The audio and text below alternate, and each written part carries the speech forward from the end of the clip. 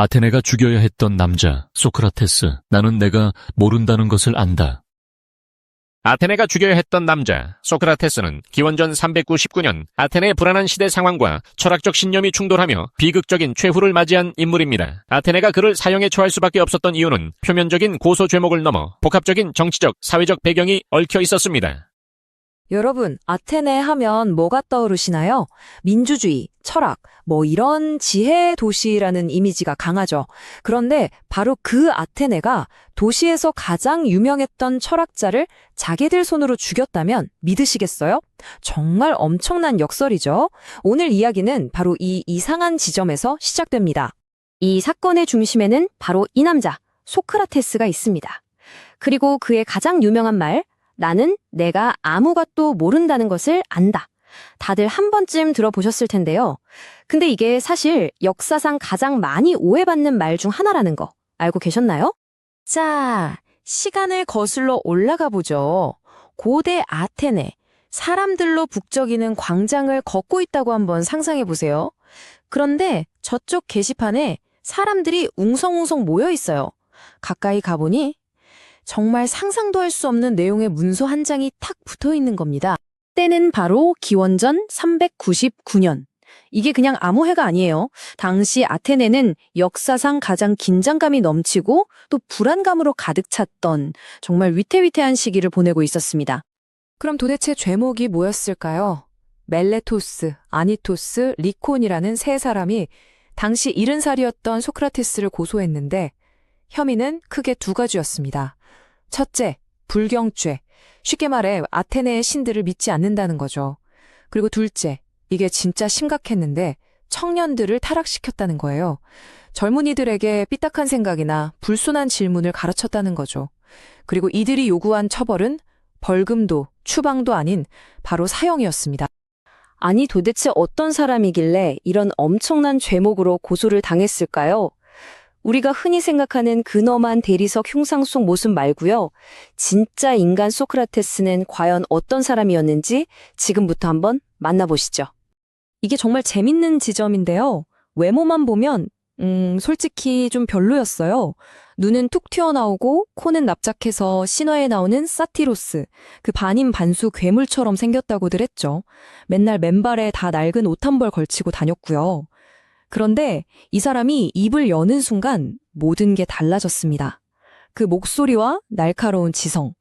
이건 사람을 그냥 홀리는 수준이었던 거죠. 외모와 지성의 엄청난 부조화. 이게 바로 소크라테스였습니다.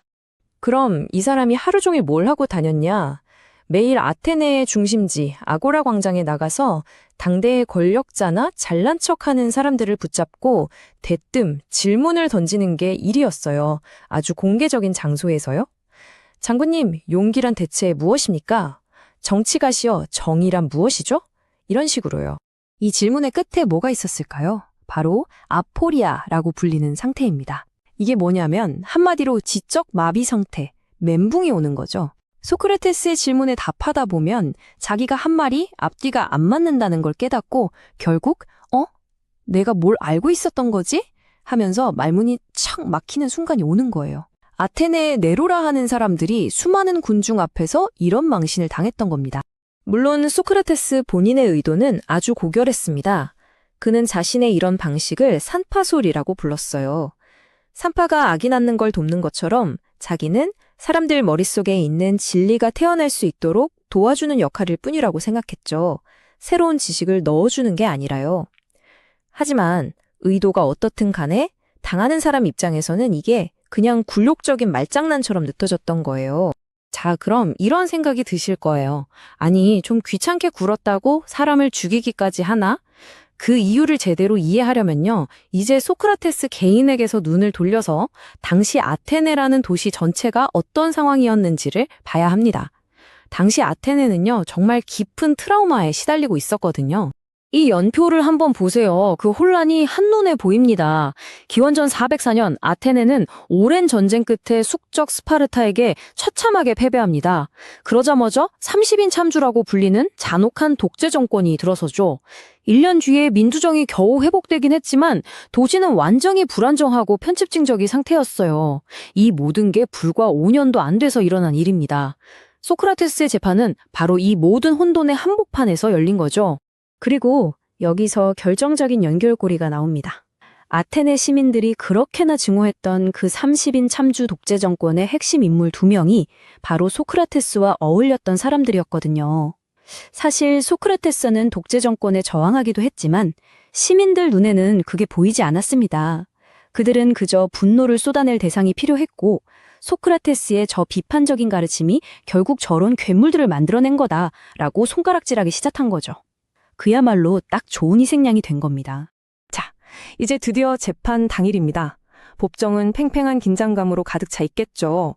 보통 사람 같으면 살려달라고 빌고 잘못했다고 사과했을 텐데 소크라테스는 전혀 다른 길을 택합니다.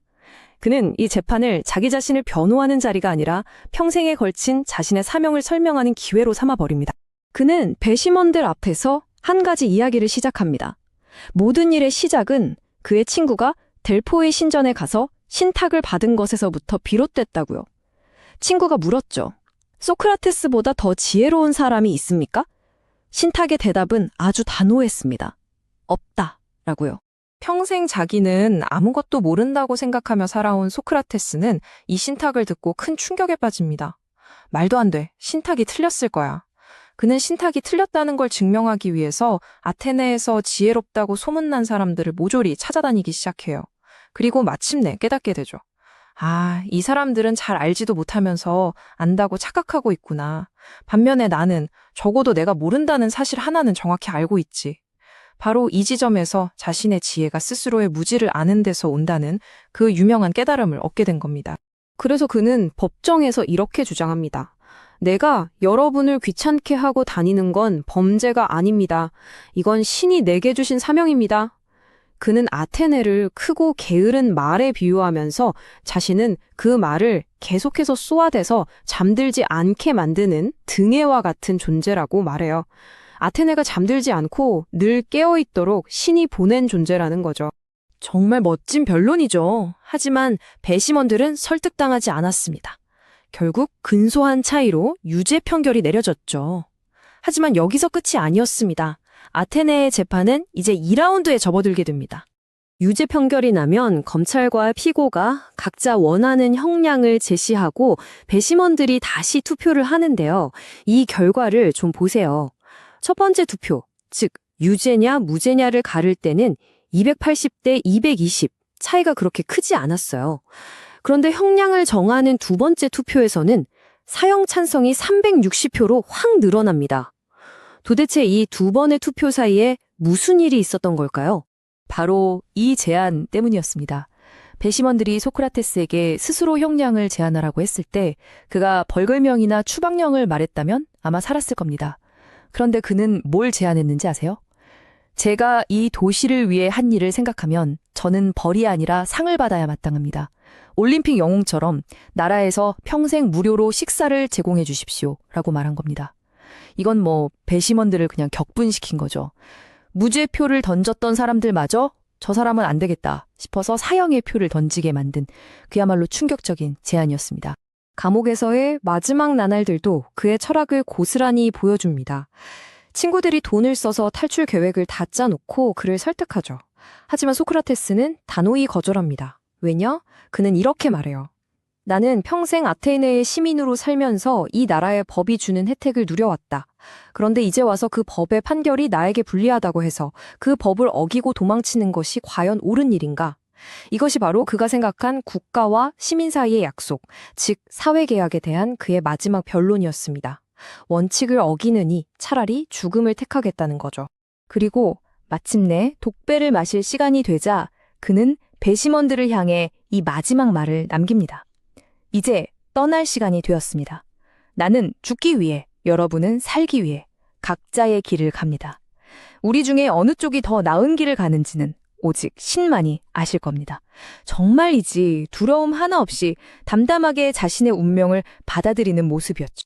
그렇게 소크라테스는 죽음을 맞이했습니다. 놀랍게도 그는 평생 책을 단 한 권도 쓰지 않았어요. 하지만 그다 남긴 것은 책보다 훨씬 더 강력했습니다. 바로 질문하는 방법과 사유하는 정신이었죠. 그리고 이 유산은 이후 2400년이 넘는 시간 동안 인류의 사상을 완전히 바꿔놓게 됩니다. 그의 삶과 죽음을 관통하는 단 하나의 문장을 꼽으라면 바로 이것일 겁니다.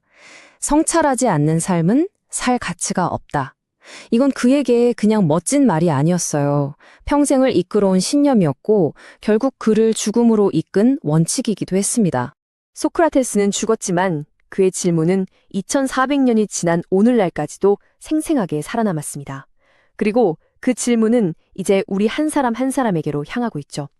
그가 목숨을 걸고 던졌던 바로 그 질문 말입니다. 여러분의 삶은 과연 성찰하는 삶입니까? 소크라테스는 스스로 아무것도 모른다고 고백함으로써 인간 오만의 벽을 허물었고 질문이라는 날카로운 칼로 편견의 껍질을 벗겨냈다. 오늘날 우리도 소크라테스처럼 아고라 한복판에 서서 스스로에게 물어야 할지도 모른다. 나는 내가 알고 있다고 믿는 것들을 정말로 알고 있는가? 나는 나의 영혼을 최선의 상태로 돌보고 있는가?